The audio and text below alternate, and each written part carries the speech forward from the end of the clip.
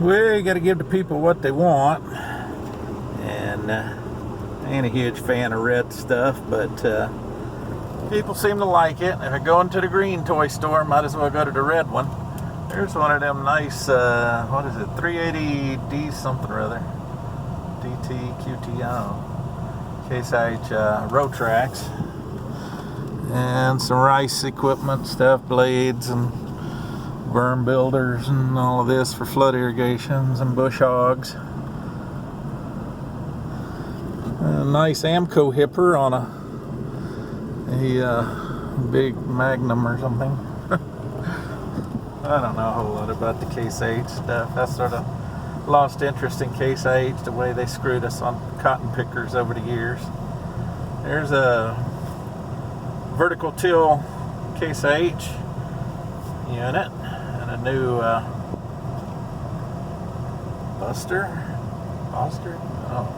row cleaner, row stall puller, and CaseIH is 7088 rotary machine there, and a Lexion 595R here on tracks.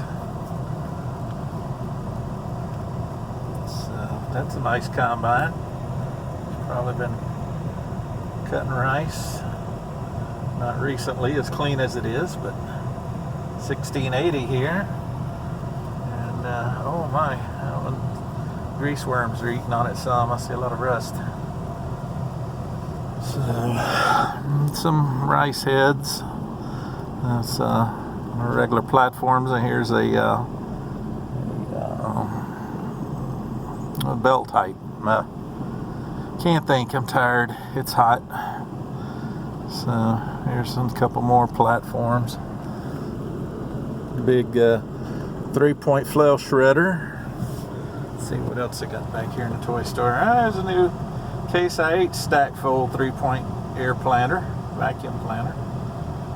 So some older rice tractors, you can tell by the big rice tires, lug rice tires.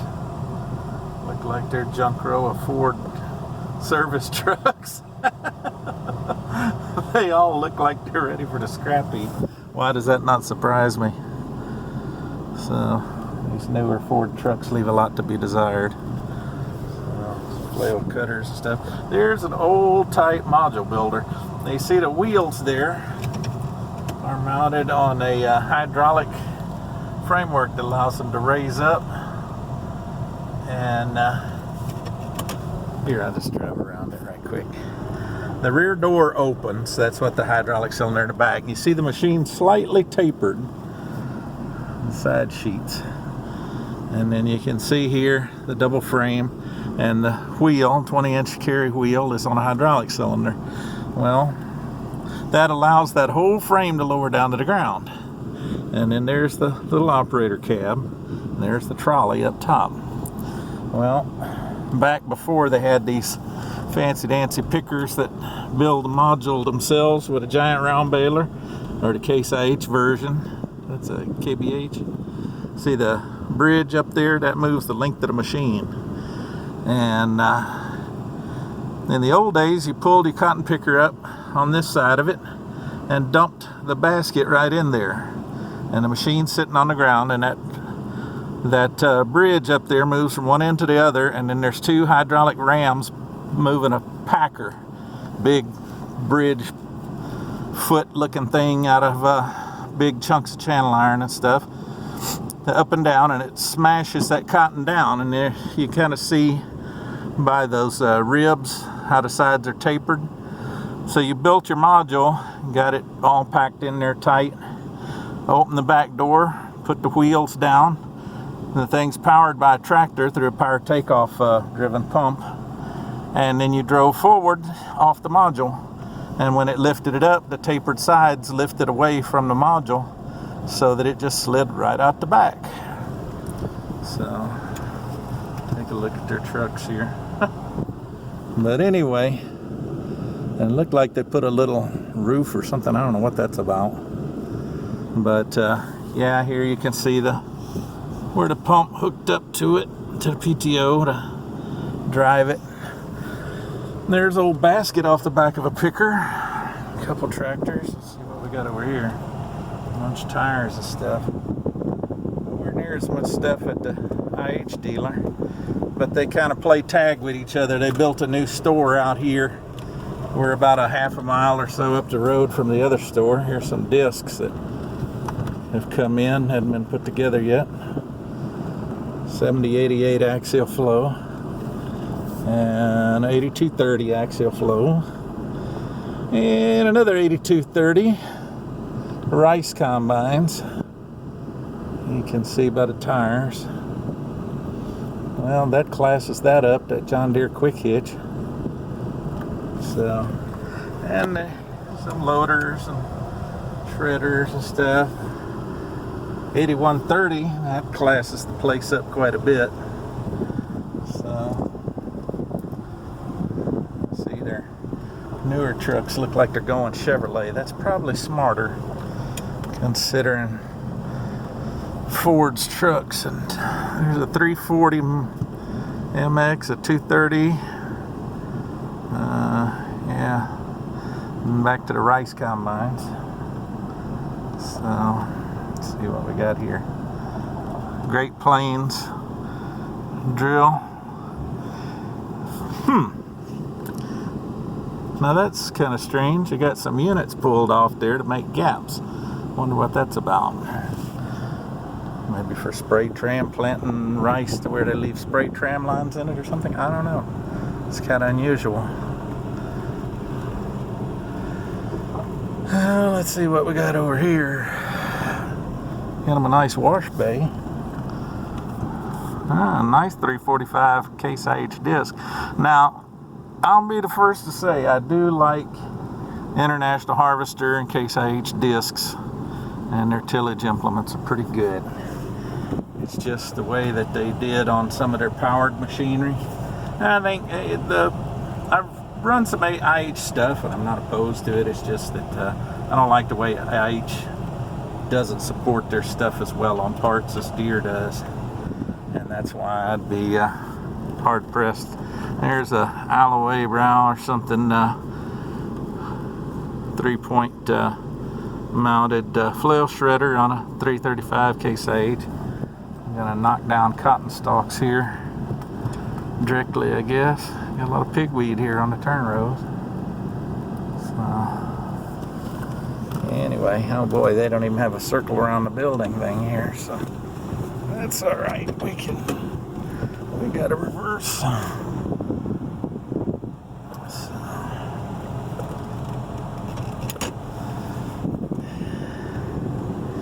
Yeah, this is the 95 Roadmaster. I had to do some surgery on the steering wheel because their stupid horn pad that they build in as part of the airbag quit.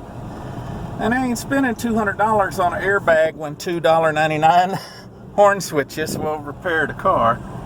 Even if it doesn't look quite as pretty, it works. So this was my mother-in-law's car. It's got 167,000 miles on it. It's a 95 Buick Roadmaster that my father-in-law purchased this car used about a year old, I think, a couple of years before he passed away of prostate cancer. So my mother-in-law drove it until she passed away. Then, well, my first thought was, well, you know, my brother and sister-in-law's kids was all in high school and stuff, and just out of high school or about to get out of high school and go to college. And I'm like, well, if they need a car, you know, and of course they're like, I don't want that old thing. I was like, well, I'll sure take it. Don't bother me a bit. It's paid for and it runs. So this car will be running when a lot of this modern junk is in the scrap heap. So it just takes a little time and care. Another CaseIH VT vertical tool. And this is a Bigham Brothers middle buster right here. So this is what I grew up pulling through the field. The middle buster does. This one's got the big one-piece Nichols plow bottoms on it, and wing fold.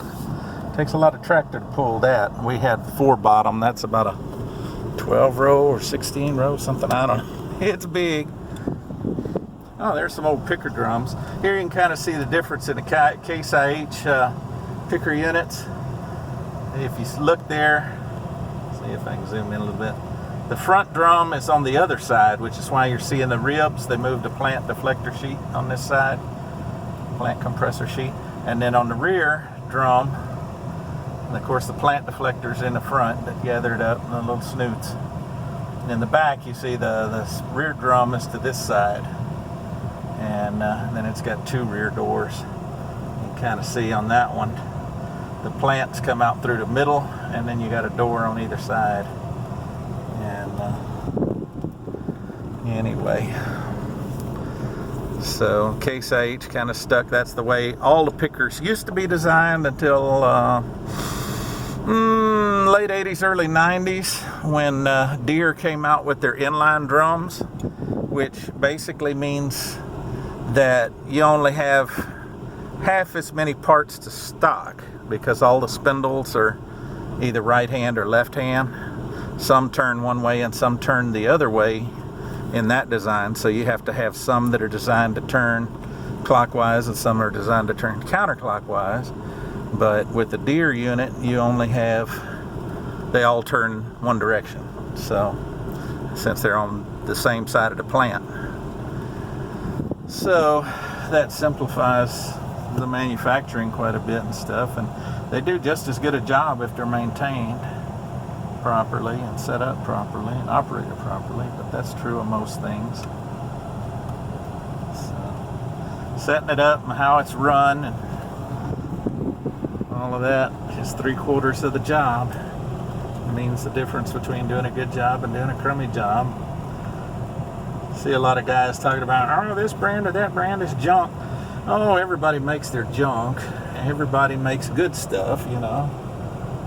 Some back it up better than others. But 90% of the time, when somebody just, oh, that's junk, it's just because they either don't know how to set it up, don't know how to operate it, or don't know how to repair it properly, or maintain it properly, and then wonder why it falls apart.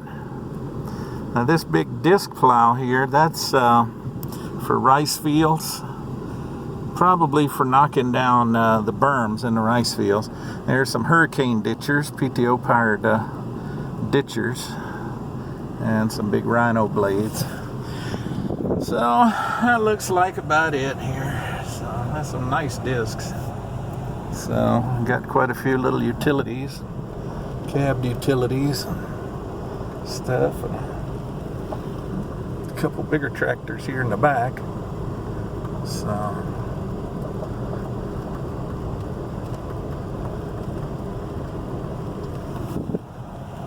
that's a nice looking Lexion. I like that.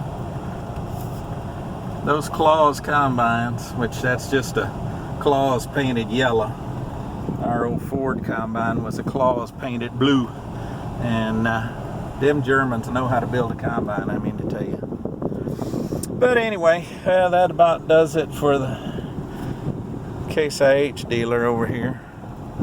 They, like I said, they play tag. Every town they got,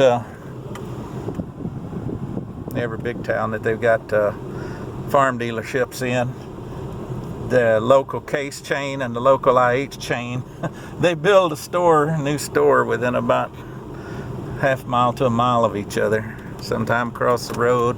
Victoria, they're across the freeway, but anyway. Those hurricane ditchers are neat. I always like those things. You just, that PTO spins that little rotary blade under there, and it just carves a little ditch. And of course some of the rhino egg shredders and stuff. Alright, that'll do her. Later.